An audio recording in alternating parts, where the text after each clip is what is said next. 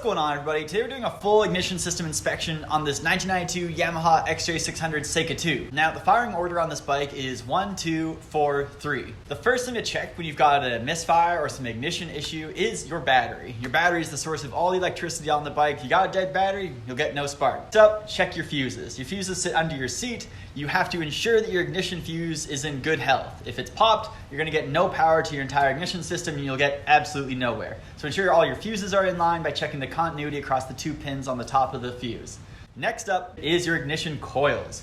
They sit up under the fairings here, tucked up in the frame, and you want to check the primary side and the secondary side. The next thing to check is called the pickup coils. They give the signal to the igniter that passes it on to the coils to tell the bike when to fire which coil. The pickup coils hide behind this cover here. You can see there's a wire out here. We're going to probe that for its resistance to ensure it's within spec. Finally, you would check your igniter or ECU box. This bike doesn't really have an ECU per se because it's old as dirt, but it does have an igniter. The igniter sits on the right side of the bike, kind of under the seat in this area over here. It's a black box about yay big, and there is no test for it. If you've checked everything else that we talked about in this video, that's battery, fuses, coil, and pickups, you have to assume that your igniter is the problem.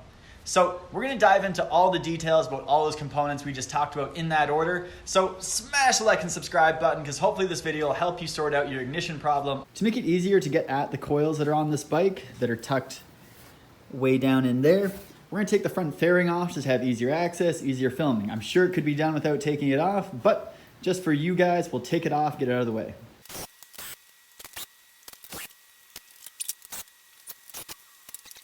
As always, when working on any electrical system, ensure the battery is disconnected and the bike's in the off position. So this is your ignition coil. You have one on the left side. On the other side of the bike, there's a mirrored copy of this ignition coil. This is your primary lead right here. You have one right here and then one just tucked in on the other side. 2 wires that control your primary. And then you have 2 wires, one right here and one right here that come out for your secondary. These are your high voltage leads that go down to your spark plugs. This coil on the left controls spark plug number 1 from the top and spark plug number 4 from the bottom. That means the opposing coil on the other side controls cylinder 2 and 3. So what we're going to do is measure the resistance across the primary side of the coil. 1 and 2. Okay, so we got our multimeter set to 200 ohms, basically the lowest resistance it'll measure.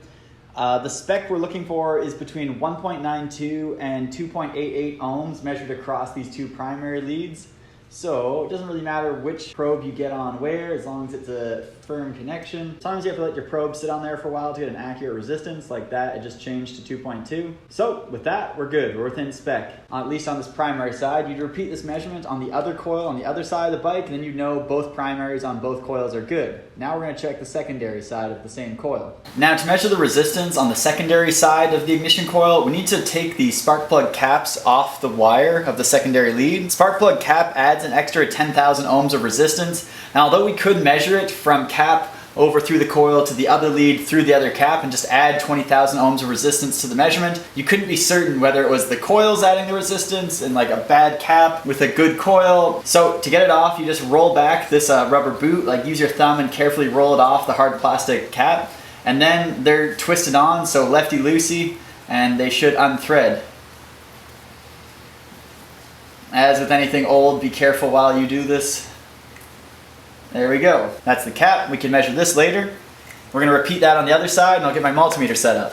So here we've got our multimeter set to 20,000 ohms. We've got the red lead going into cylinder number 1. We've got the black lead tracing around the other side of the bike into cylinder number 4.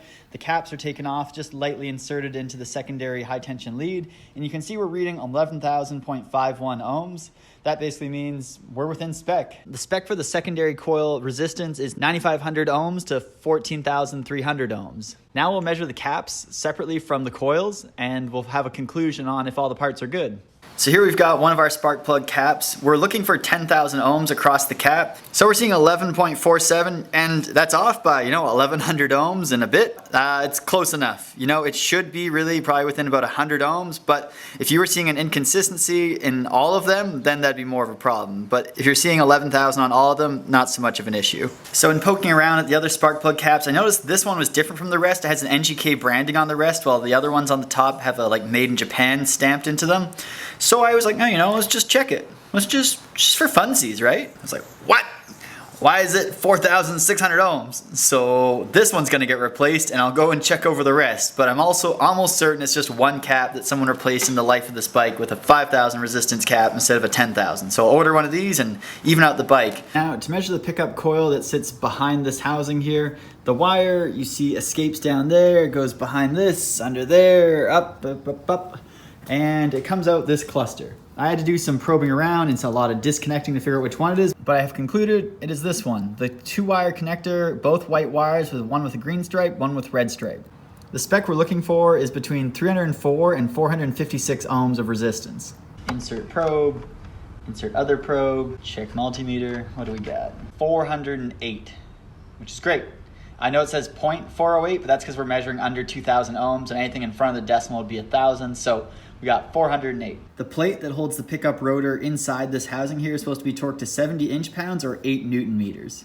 The spark plug that's recommended for this bike is a NGK CR7E or a CR8E. Spark plug gap on this bike should be between 28 thou and 31 thousandths of an inch, or 0.7 to 0.8 of a millimeter. Alternatively, you can use an NDU22ESR-N. The UK model will also accept a CR9E. Now, alas, if all those things don't find a problem, your last problem, by process of elimination, your problem must be the igniter box. This is your igniter, aka like the ECU or brain of the computer.